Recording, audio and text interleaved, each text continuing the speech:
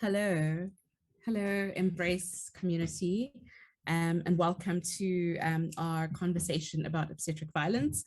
I'm Rumbi Gorema-Gergens, Embrace Operations Manager, and I'm very privileged to have with me here several women who are who have experienced or are experts in, or who do a lot of work thinking around obstetric violence. And so I'm going to introduce them.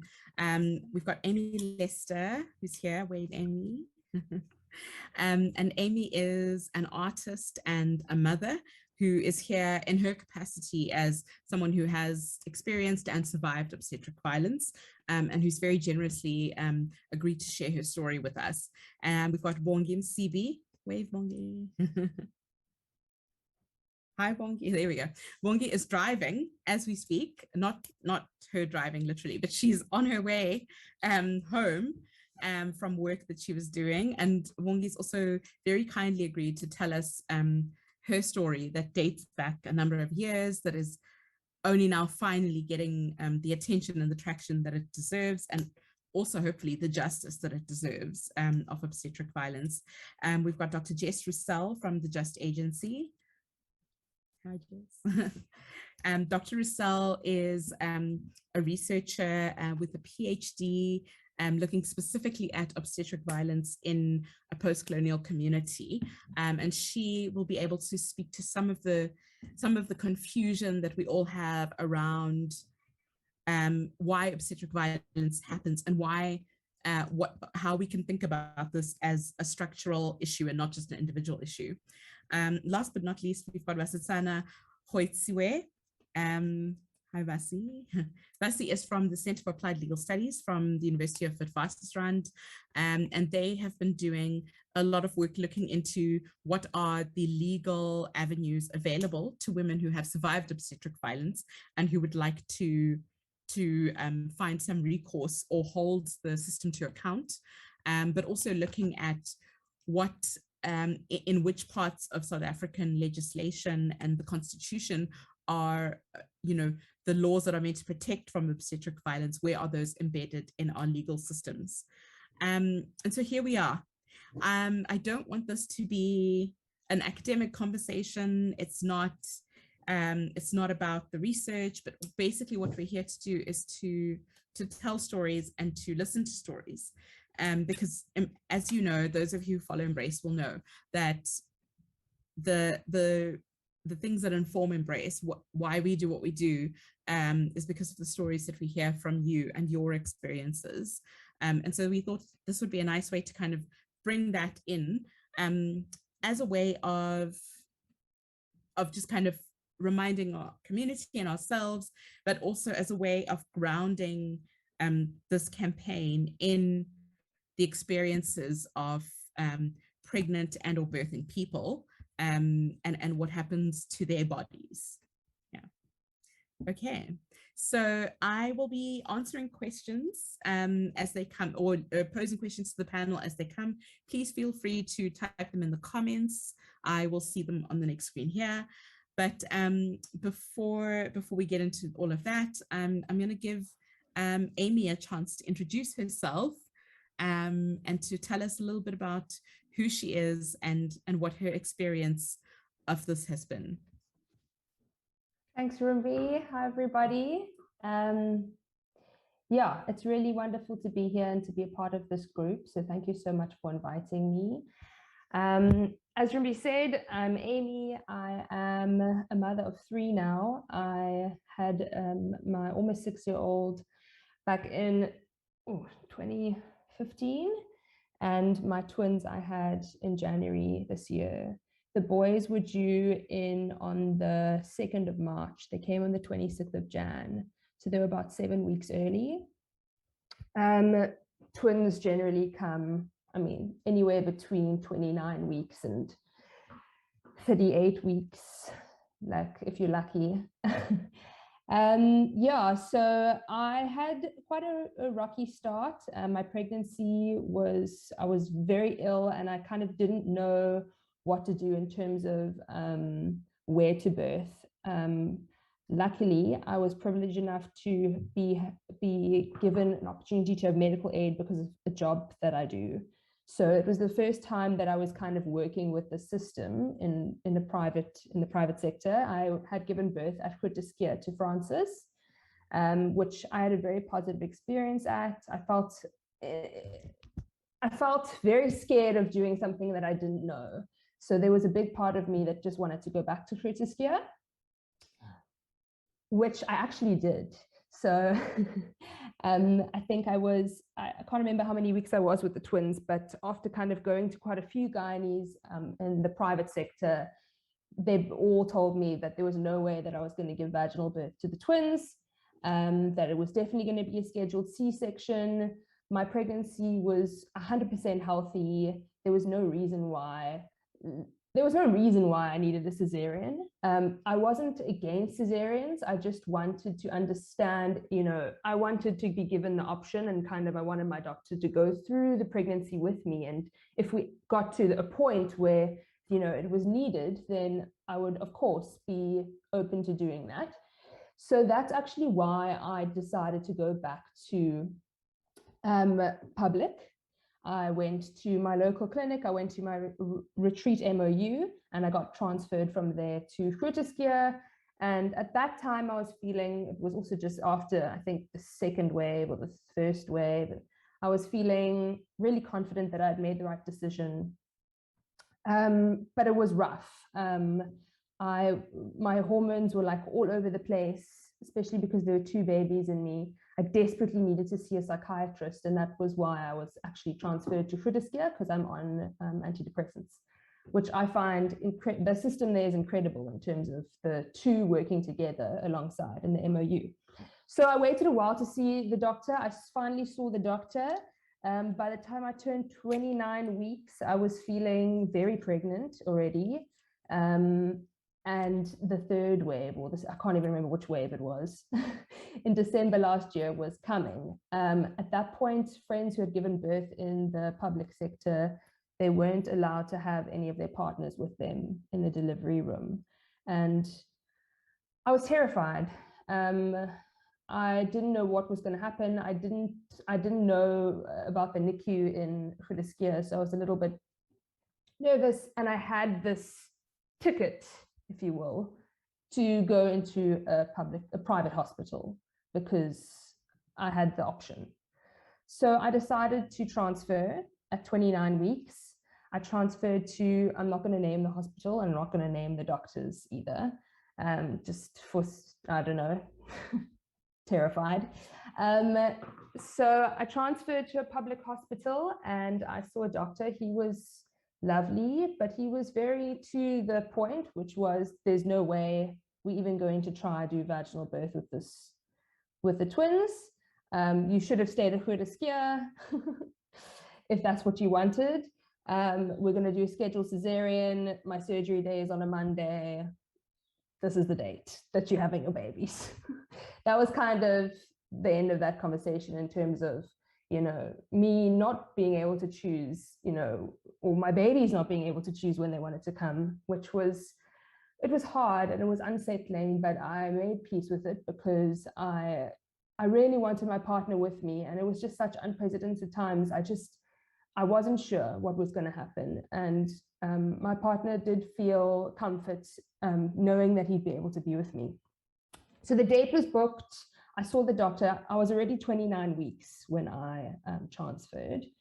And then I got COVID. I'd only seen my new doctor once. So we didn't really have a very close relationship by that point. We had seen each other once. We had booked this cesarean date, and I was due for a checkup.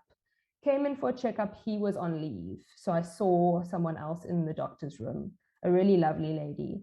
And she was also like, how are you feeling about the cesarean? And I started crying, and I said, I feel terrible about the cesarean. I really don't want a cesarean. And she was like, well, it's not really twin A. We're worried about his head is down. It's twin B who's breech. And usually the complications come with the second baby. And we don't want to be in a position where we have to give you an emergency C-section after you've delivered one vaginally. Anyways, so after that, I got COVID, and then I got a UTI. And I went into the hospital, into the emergency for my UTI because I was nervous about the babies. I was having contractions at this point. I was 32 weeks. And I was waiting for a doctor that was on call because obviously none of the midwives or nurses can give me anything. They just put me on a bed and they sit and wait for a doctor to arrive. So the doctor arrives and he walks in and he goes, right, pull your pants down. And I was like sitting on the bed and I was really, actually in the moment I was fine, but I was a bit confused as to why, like the curtain wasn't drawn and the door was wide open. So pull my pants down and he looked and he was like, yes, that's UTI. You could have gotten it from having too much rough sex.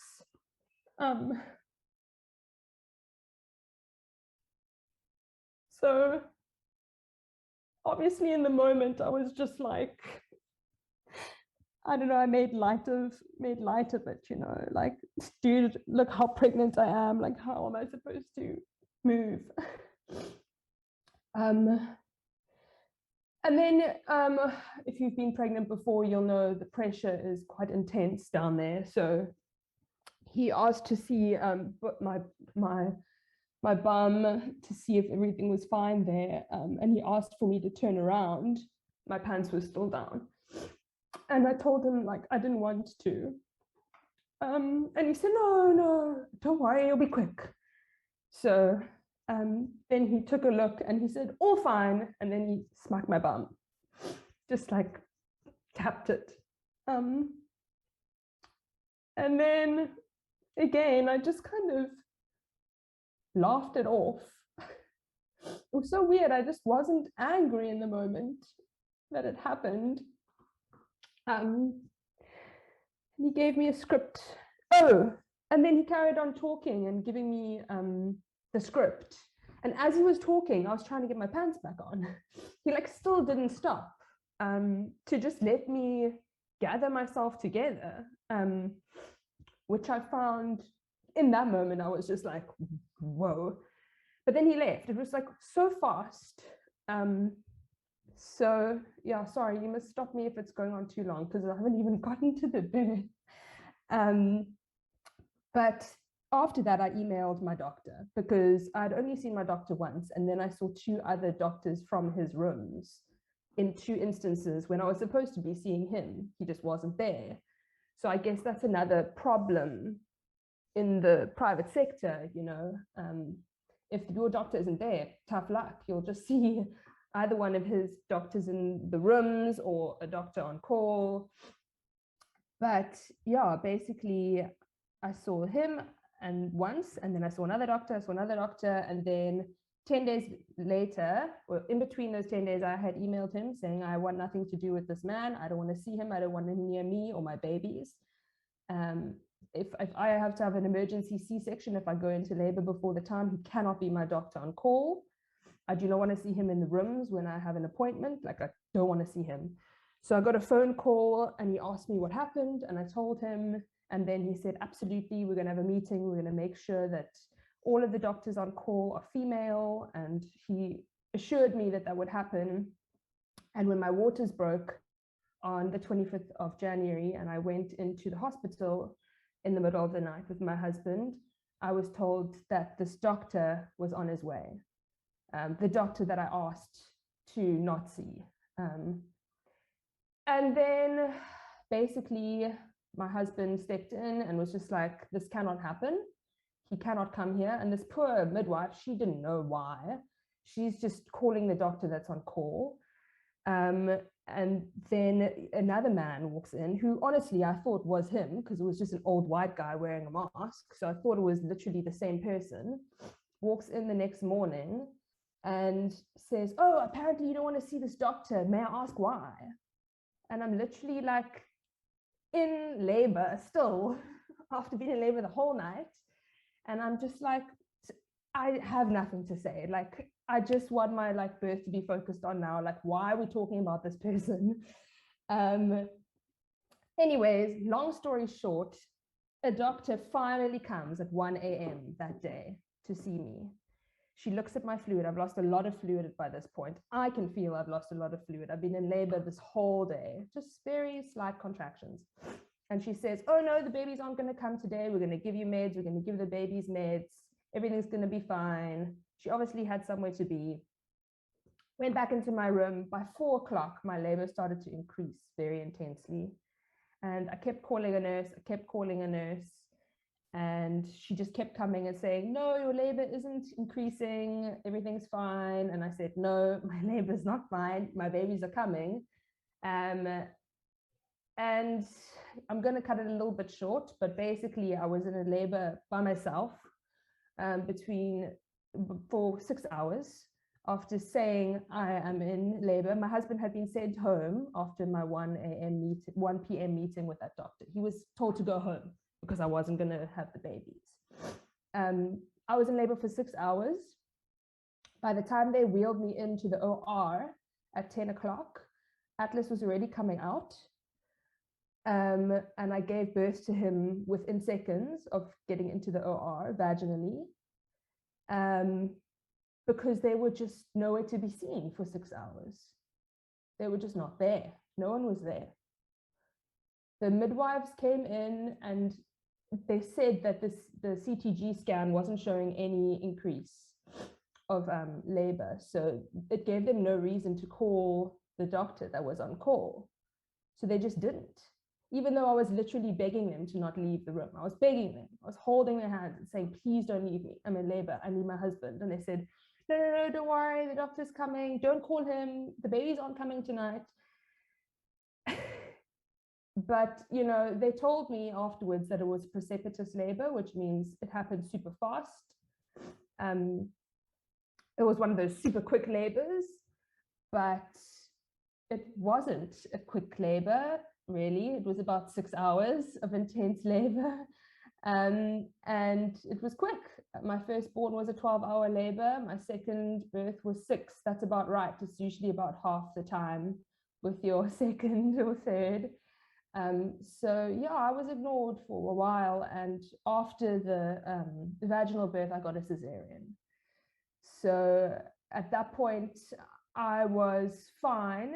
In retrospect, I feel frustrated that that happened because I had just birthed vaginally successfully, and I do wish that I was given more time.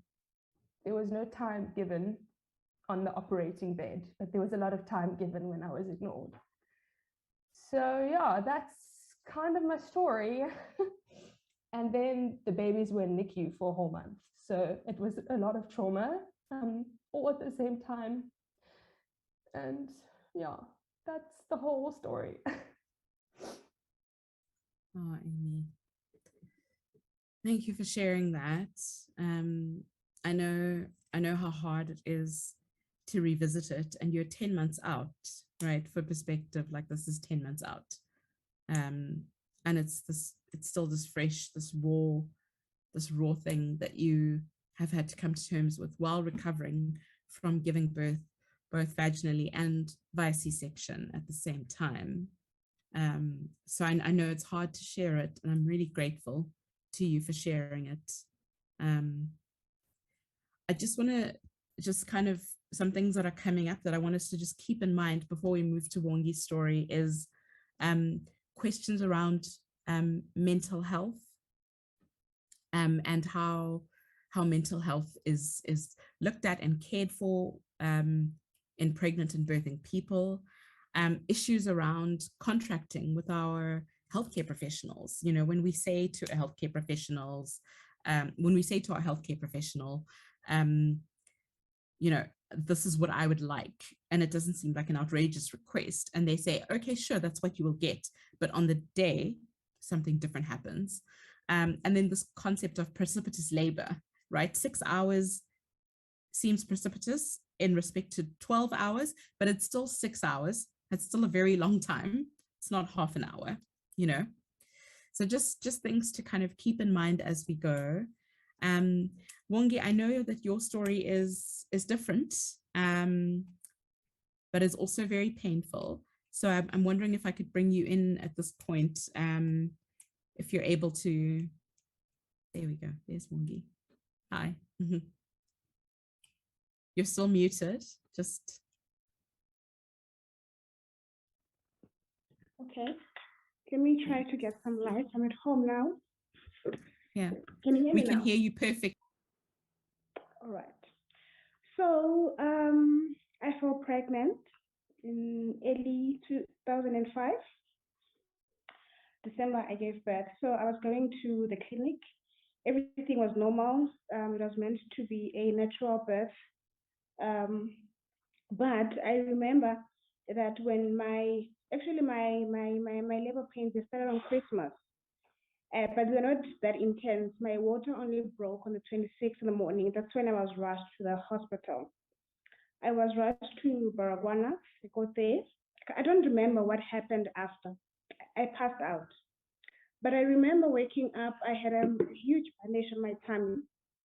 And I asked the doctor, why did I have a bandage? And he said to me, oh, your baby was too big. So we had to operate you. I didn't mind. Yes, I know that they were not supposed to do that, especially the fact that I was a minor. They were not supposed to do that without consulting.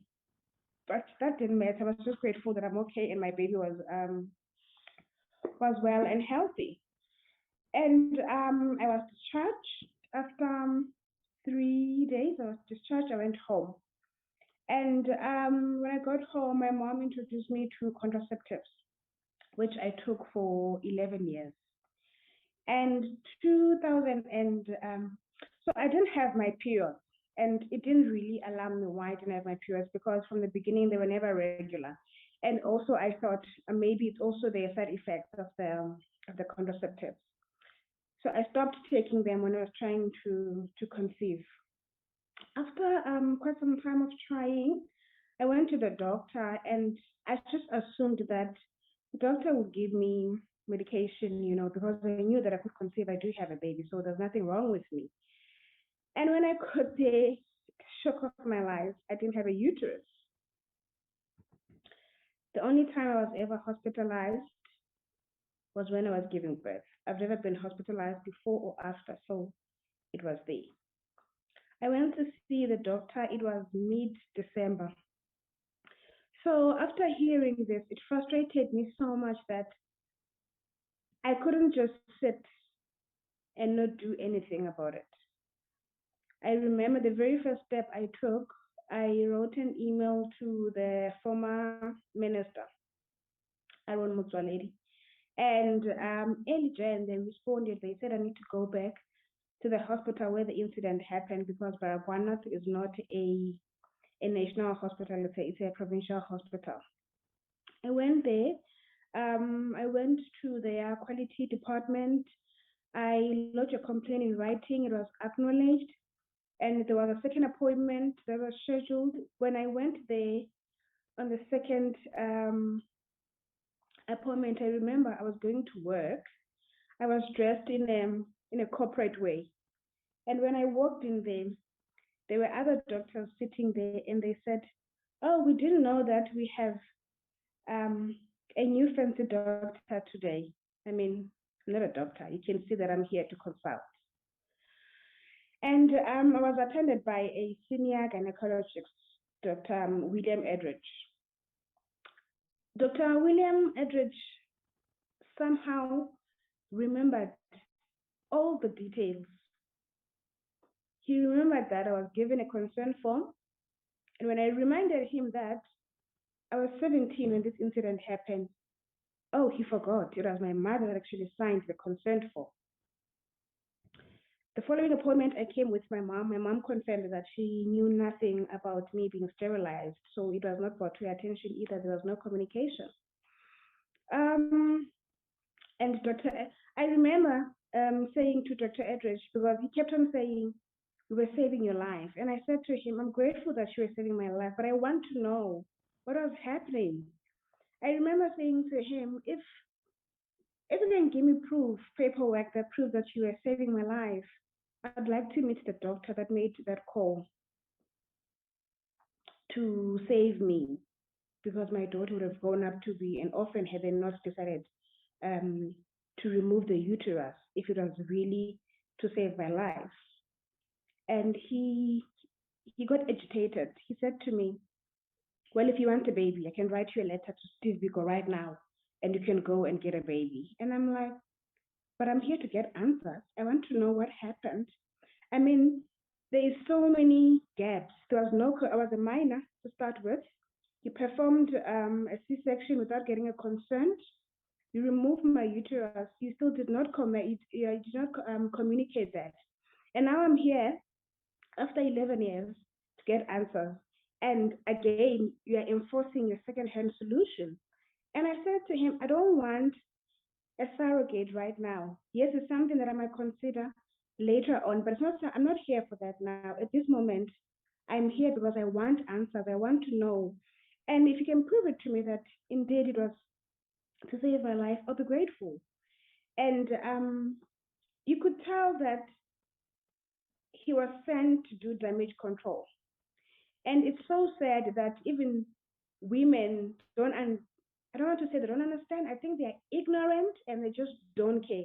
Because the last appointment I had, it was two females, a doctor and a matron. I remember Dr. Gibbard said to me, oh, I understand what you're going through. It must be traumatic, blah, blah, and it must have affected you emotionally. First thing in the morning, I'm going to call the psychology department in a hospital near you. To this day, she has not done that. And you'd expect better from a woman, a medical doctor. So you understand the extent of this, and you understand the after effects, and most of all, you understand the emotional roller coaster that comes with this. Considering how things were done, I just blanked after 11 years. I didn't have a uterus. And she understood everything. She was going to assist in every way that she did. To this day, she never called me. And it has been a battle since then. Since 2017 January, it's been a battle. There isn't anything that I have not done that I thought it would help me. I have staged sit-ins in the office of the MEC. I have wrote to the president. Just last week, I was at the HPCSA, I think. I've been to health ombuds. I've been to Department of Children and Women. I've been to Human Rights Commission, the CGE, and that's where I met the kind Dr. Jess, who has been so supportive. She's been very, very supportive. We do appreciate her support. So when I realized how everything was just being swept under the carpet, I mean, if this is not a norm, there's a person here that says, my uterus was stolen in your hospital. It should be alarming. What happened? You tried to find out what happened. But how things were just swept under the carpet, I got suspicious, and I told myself, and I knew that I was not the only one. And that's how I formed the support group. I went to Facebook and I shared my story, and a number of women were contacting me saying, something similar happened to me. I don't know what to do. I don't know how to seek justice. And it has not been a very easy journey. It's been very draining. The past 3 years, I was right in the pit of depression. It was the only thing on my mind, 24/7, 365 days times 3. It was the only thing on my mind. At work, I would be calling, I would be shouting, I would be threatening to burn buildings. I would be going to state sit-ins. I would just barge in the offices of the officials. There isn't that I have not tried. And you can see that they are blocking the access of justice deliberately. They don't want to help. I remember the previous MEC referred my matter to mediation. Can you believe that when we got there, they said, oh, we can't take accountability because there are no documents. Am I responsible to keep my documents? How? You're not even trying to do investigations or anything. They just said no. we can't take accountability because there are no documents. They know what they've done with my documents. When my attorney was asking for those documents, they said there's not even a trace of me being admitted on that day. But when I went to the hospital on myself, to the registry department, there was a 2-pager that proves that on that day I was there and when was I discharged. So this is something that they've been doing. This is something that they've been getting away with it. And I told myself that no one's going to take my uterus and get away with it. If I need to fight until, I don't know, so be it. And I've been so determined because I can see how women are poorly treated, how women do not matter, how women are so abused every day. I've never heard a woman that says, I went to a public hospital and I had such a pleasant birth. No, I've never heard of that. There are all sorts of abuse. The youngest lady in my support group, she was sterilized when she was 15 on her birthday. And she was told that if you don't remove the uterus, you'll never be able to walk. What is the link between legs and a uterus? So you can tell that we are not only abused, but we are also undermined. And she was told that, oh no, in 3 years' time, you'll have a uterus back. It will grow back. So that tells you that nobody cares about GBV. I mean, we've heard the president, well, all the presidents, all the officials delivering speech on GBV, but obstetric violence is not part of that. Why is it not? Because it's not something that, it's something that it's known that it's happening. It's known, it's out there. People are raising their concerns, but they are just choosing to ignore it. So we are dealing with a very ignorant system, and no one really cares. There's a particular MEC that said to me, I think I own the department. I come in as and when I please, and I'm pulling all the stunts and the drama. And I said to him, I doubt you'd be saying the same thing if it was your child or your wife. You're going to go home and conceive a baby. I don't have that option because your people took away that from me. And you are the very same MEC that is protecting this doctor.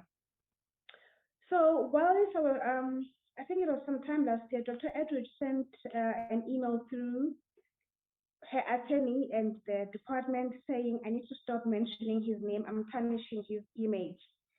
And I'm like, if you're innocent, like you are saying, you are behaving in a very suspicious way, because an innocent person does not intimidate. You would give me the facts. And now the matter went to the public protector. That man submitted fraudulent documents. That man submitted a roster that says on that day there was no doctor in the maternity. So no one can account for my uterus. And the fact that as a senior gynecologist that has been practicing for years, he's comfortable enough to lie to a public protector and say there was no doctor on that day, it means on that day, patients were just on their own. And he doesn't care if he's got to save himself and let the hospital burn, that's okay. So that tells you that this is the tactics that they use. This is how they sweep matters under the carpet, and they've been getting away with it. And they're not going to get away this time, not with my uterus, because they have turned my life upside down. It's a mess. But with all that being said, I'm in a process now to have a baby through a surrogate. We've started the process, and I'm happy and I'm excited that I'm going to be a mother again. And it's a very exciting journey, you know. I didn't think it would be this exciting. I mean, I'm documenting the making of my baby, you know. it's a roller coaster, because I think that I've made peace that I'll never experience. I mean, when I had my firstborn, I was only 17, so I didn't really enjoy pregnancy. I was just pregnant and that's it. But now I won't feel my baby kicking, I won't have swollen legs, I won't have a big ugly nose. I want all of that. But unfortunately, I have to settle because someone decided to make a decision on my behalf. So that's the only sad part. But the only saying, must always be grateful. I'm grateful that I have an opportunity to be in a process of having another baby. I'm really looking forward to motherhood again. My baby is not yet even an embryo, but I already bought shoes. It's a very exciting journey, and I have a supportive partner, and having him there makes it easy and a little bit bearable. And yeah, and my daughter is very excited. She took one shoe, so I'm keeping one shoe and she's keeping one shoe. And already we have a list of names that we are thinking of considering. So it is an exciting journey. It's not, there is some joy. Though, if things were normal, I'll go through all the stages that I want to go through. I would experience feeling my child kicking and all that. But I'm grateful that I've been given a second chance and I'll be a mother again. Thank you, Bongi. Thank you. And again, thank you for sharing your story with such just openness and courage, I think. Also not an easy story to share and not easy kind of memories to go back to. I want to pull Jess in here because and Wongi touched on it, that you would expect better from women caring for you, or you would expect better from medical professionals with whom you've actually made a contract, even if that contract is not written, right? You've contracted with them, you've said, this is my experience. And we often think of especially the health sciences professions as, they're caring and they're there to provide support and to provide care. But just listening to Amy's story and listening to Wongi's story that had happened years ago, and the different ranges of experiences that they're having, and that they're not alone, right? Wongi says she has a support group, and she didn't say it, but she's got up to 50 women in her support group. So she's one of 50 that she knows of, right? And so these are not isolated individual incidents. And Jess, can you speak to kind of what's going on kind of structurally? What are the kind of drivers of this? It can be really difficult to understand when you're outside of it. I find it very difficult to understand as a fellow woman, as a mother myself, or just as a human being. So I know it's a lot to ask you to answer what's going on, but can you give us a primer? Thanks so much. So this, as we've heard from Bongi and from Amy, this kind of gender-based violence is specific. It's specific because it impacts a woman, but it also impacts her kin. And while we can hear from both of their experiences that there are individual actors that have impacted the kinds of violence that they experienced, we can also hear, if we listen closely enough, to how this is structural. Now, there's a number of different pointers, I guess, that allow us to see that this is structural. When we look at women's experiences, when we examine the functioning of maternal health services in the country and around the world, because this is not a problem that is unique to South Africa, unfortunately. the United Nations has found that this is something that is common. It's a common experience to women in both high income and low income countries. So what we can gather, knowing all of that and listening to women's experiences, is to understand that there are patterns of organization and behavior in women's health that, number one, denies and limits women's power and autonomy, and it demeans them. No matter what kind of abuse it is, whether it's psychological, whether it's physical, whether it's the result of an unnecessary or coerced or forced medical intervention, it's demeaning, it's abusive, and it's violent.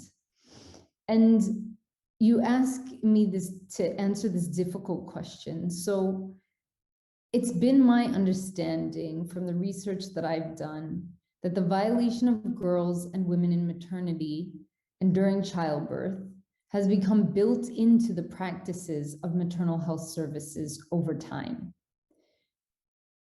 That this has resulted from the cumulative enforcement of racial and gender discrimination that has been both political, economic, and there have been clear arrangements to this that we know in South Africa. We know about the denial of health services to the majority of the population that were humane, for example. So social norms have developed in terms of how women are treated in health services. And part of what has happened is that this becomes normalized. If you listen to what Bongi shared with us, she said that it's rare or unheard of, in fact, for her to talk to a woman about their pregnancy and childbirth experience and for them to say that it was humane, that it was wholly humane, that they weren't attacked, abused, demeaned, ridiculed, denied care, neglected in their experience of seeking services. It's something that has become normal. And it's so normal that I think, like Bongi also said, doctors, health administrators, MECs, people who actually work, particularly in women's health, are very aware of this. And similarly, so are women who are seeking care. Women who are seeking care don't expect first of all, that they have rights. Second of all, that those rights should be respected, because that isn't their experience. And that hasn't been an experience generationally for the majority of people in this country. And that historical reality continues to be a driver of this violence, as well as the social norms of accepting it, of expecting it, and most importantly, I would say, of a lack of accountability. We have district health managers across the country in every district that are responsible for investigating, overseeing, and stamping out any problem, and they don't do it. We have MECs, we have a health ombudsman. The health ombudsman has not once looked into this problem and released an investigative report. This is a problem that is widespread, that's happening in all aspects of our health, our women's health system, in the sense of it being at the primary care level, at the tertiary level, at the most sophisticated levels of health technology. We find these problems, yet we don't find the investigative reports. Because of women such as Bongi and who have experienced forced sterilization, we have started to see some traction and some public debate and discussion and investigations, especially women who were forcefully sterilized because of being HIV positive. We've started to see that being recognized and investigated. But other than that, this isn't even an issue that women's movements who are focusing on gender-based violence, that this is not something that they've been taking up. Yeah. So you in order to change this problem, we need to do more than just have the sexual and reproductive health rights that are explicitly named and protected in the Constitution. We actually need to have accountability. We need to have health professionals as well as women themselves taking this seriously. And we have to stop accepting this kind of abuse. Yeah. We have to force them to stop accepting this kind of abuse. And I mean, I think that brings us to what I wanted to ask you, Basetsana, is, you know, I mean, what legal recourse do women really have that can actually, what is the quickest, shortest path to getting an answer? I mean, and I also wanted to raise something that that Wongi brought up about going to, I forget who you said you went to, but them writing to you and saying, oh no, but this is not, this institution is under provincial authority, not national, as if, you know, as if it's not an issue of national concern if a provincial authority is sterilizing women without their consent. So what does it look like? I mean, what recourse do women who've gone through what Amy has gone through, have gone through what Wongi has gone through, have gone through countless other iterations of this, what is the recourse? What accountability is there, even if it's not where it should be? Sure. And thank you for asking the question that way, because essentially, well, A, there's no short path. B, there are several procedural mechanisms that women can use that Bongi has also mentioned, and Dr. Rissal started mentioning as well. The Health Ombudsman is just one of them. But when you really are drilling down and looking at the women's issues, most of the time, the first point of recourse is to complain to either management within the hospital, and hoping for some kind of mediation or meeting to take place. But after that, usually it's the escalation to district managers that Dr. Rissal mentioned, who aren't using their powers as effectively. And then you move to provincial level and then national level. Although these processes currently seem very ineffective, as CALS as well, what we have done is that we have assisted a woman with a complaint as well to one of the national councils, professional councils, and the response that we got was, not the response that we were expecting. And so one of the things we're looking at there is to going back and asking for more reasons and actually addressing the response from the council, because we're not satisfied with the response. We want to see the level of investigation that took place. We want to understand what factors were looked at. We want to see the evidence for ourselves so that we can also have an assessment.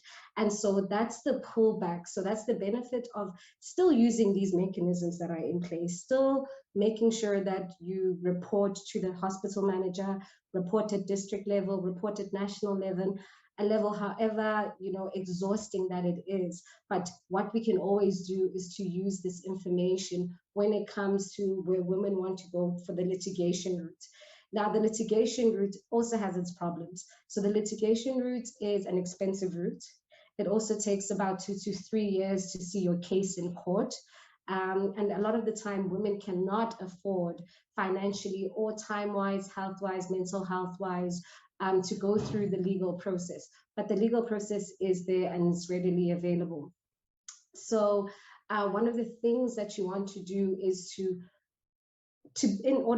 one of the things that you need to do is to build the evidence, right? So Bongi spoke about how her file was lost No one could tell where she was on the day. The doctor even, fabricated some information about that.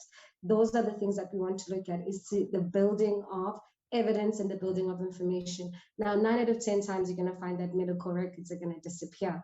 But if there's an issue and you contact with some kind of paperwork, whether you write a letter or a complaint or an email or a WhatsApp or a message where you're detailing that, in fact, you did submit a complaint to the head of the facility or the head of the public institution or private institution that you visited, that you tried to escalate the matter. Showing that paper trail is very important when it comes to litigation as well, because it shows that you have exhausted all remedies.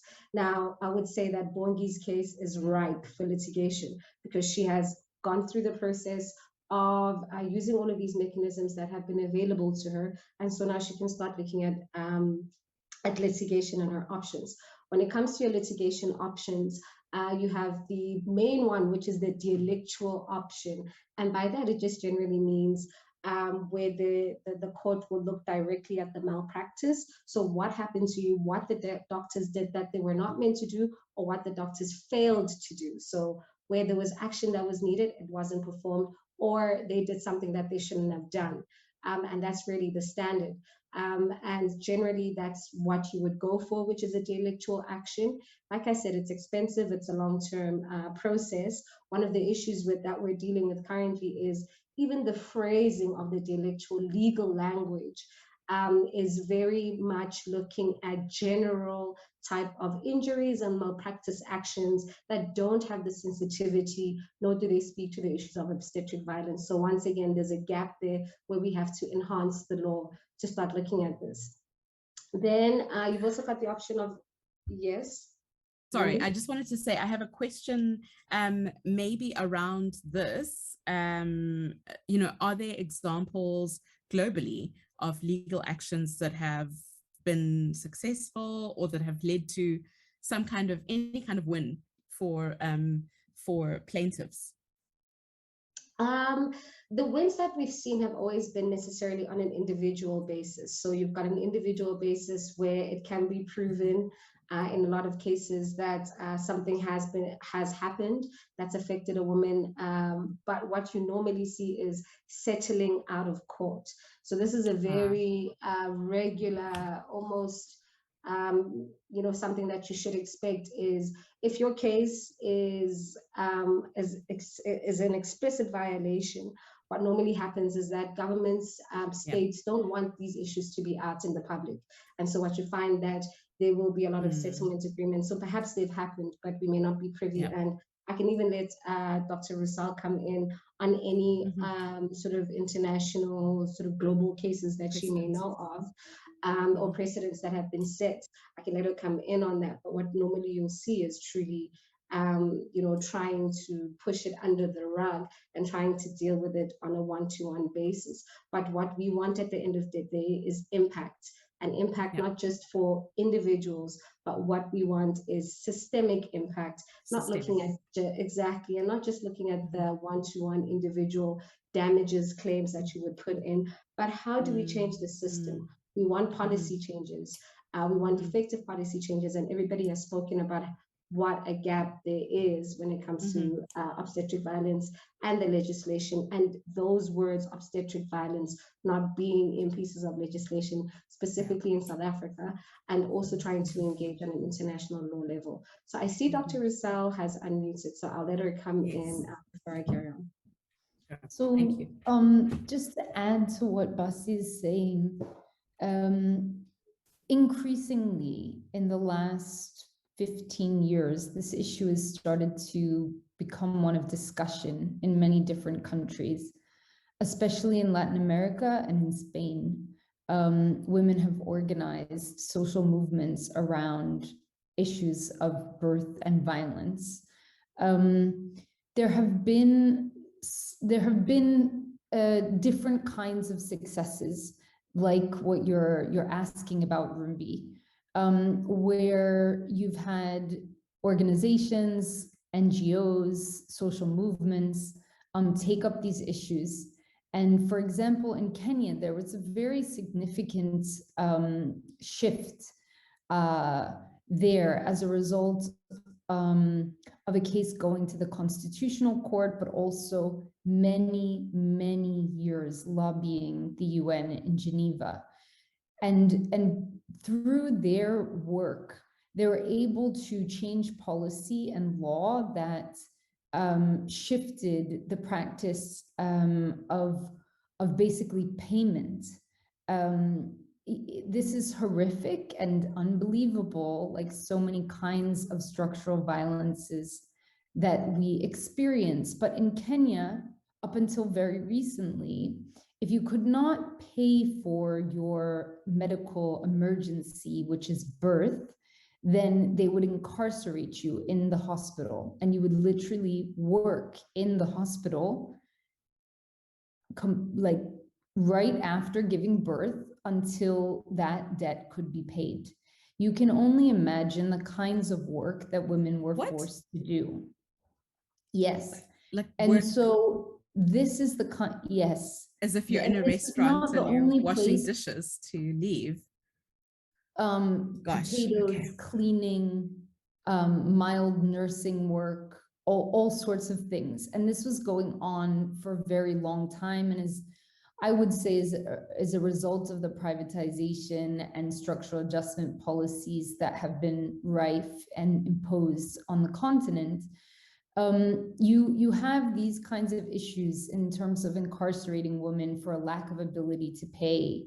That was very systemic in Kenya, also found in Uganda and Nigeria, and I would imagine also in other places. So there was a significant win to change this in Kenya not that long ago, like I said, after many years. There's also been successes legally, a lot in Mexico, Venezuela, I think it's Venezuela, and one or two other Latin American countries where there's actually been laws enacted to protect women's sexual reproductive health rights, specifically speaking to obstetric violence. And some of these laws have started the process of being able to protect women's rights by having regional cases going to the Inter-American Court, for example. There was also a case that went before the UN in relation to Spain, where there's been some success. So there's many different avenues that women and really advocates of women's rights have taken to address this problem. There's been significant work in Italy, for example, on this, but it's really about creating the power, women really taking our power seriously, organizing ourselves, and health professionals, health systems doing that as well. I do personally believe that this problem can change. I think that health systems have the ability to not abuse women. I really believe that. But I think that we need to actually take the problem seriously. We need to label them, we need to identify them, we need to, like Bongi, make a lot of noise about these problems to the correct offices and create that pressure and stop it. And one of the things that I think we can be hopeful about this issue in South Africa, which is very different than everywhere else that I've heard about, is that here in South Africa, we have health professionals, researchers, obstetricians who are aware of this problem, have labeled this problem, have been talking about this problem, have been lobbying different provincial governments to put in policies in place to change the hospitals that they run to stop this. Because this is a kind of abuse that is so systemic that, of course, it is also traumatizing to those who work in the services, right? But we're not there yet. And what I've heard from the experiences of work around this issue in other countries is that their health professionals are not as willing or willing to acknowledge the kind of abuses that go on under their watch. And what we have in South Africa is some willingness, and certainly a lot of work that's gone on for the last 20 years in terms of research, a lot of which has come from health professionals themselves that have labeled and discussed the outrage of this problem. That is a great note on which to bring this to I hate to bring it to a close because I feel like we're just scratching the surface, but I want everyone who's watching to know that this is an issue that Embrace cares about beyond just this 16-day activism period, and that it's something that has been on our agenda for a long time, and we're not going to shut up about it. As a way of closing, because I think it's important to honor the stories and the experiences of women like Wongi, like Amy. If there are women out there who are going through something similar or something in the neighborhood of what you have gone through, Amy, what you have gone through, Wongi, what is one thing you would say to them as a way to close?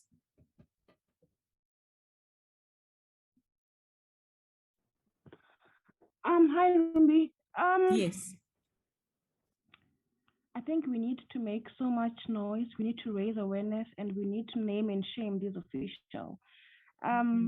We need to be the change that we want to see. We can't expect, the system is so rotten that it will not change on its own. So we also have a role to play as citizens, and the only way to put a stop to this is to raise awareness and make so much noise as much as possible that we can. Thanks, Wongi. I think for me, processing and healing from this, the best thing that I've done is to just find people and who are in my corner, because it's so easy to feel alone, and it's so easy to feel just completely broken from having such a whirlwind of an experience, especially like Bongi, you're so brave. To find the right people in your corner who are rooting for you, who are listening, who are checking in, who are, and also supporting you and the baby or the child, It doesn't need to be a lot of people, but it just needs to be a few, and that's what you need, just some people in your corner, and one day at a time. And Embrace is in your corner. We will be posting the Center for Applied Legal Studies, which is who Vasiswana represents, have some kind of information that could assist. And we also will post resources and numbers that you can call. You're also always welcome to reach out to Embrace. We are here, we are listening in these 16 days and beyond. And I want to thank everybody for being here tonight. Thank you to Amy and Wongi for agreeing to scratch at these wounds again. I know that it's never easy, no matter how many times you've made noise or how many times you've told these stories. It takes a lot to have to go back into it and relive it. So I'm very grateful. I want to thank Dr. Roussel. I want to thank Vasisana for bringing your professional voice and your expertise to bear. And also just for the passion. It takes a lot of passion, I think, to stick with something that is this difficult, and to believe, like you said, Jess, that you can see that it will change, and to keep pushing for this change. So thank you all so much. I really appreciate everyone watching. I appreciate everyone who participated, and please keep an eye on Embrace's socials for resources for those of you who need support, and we've got your back always. Okay, thank you, everybody.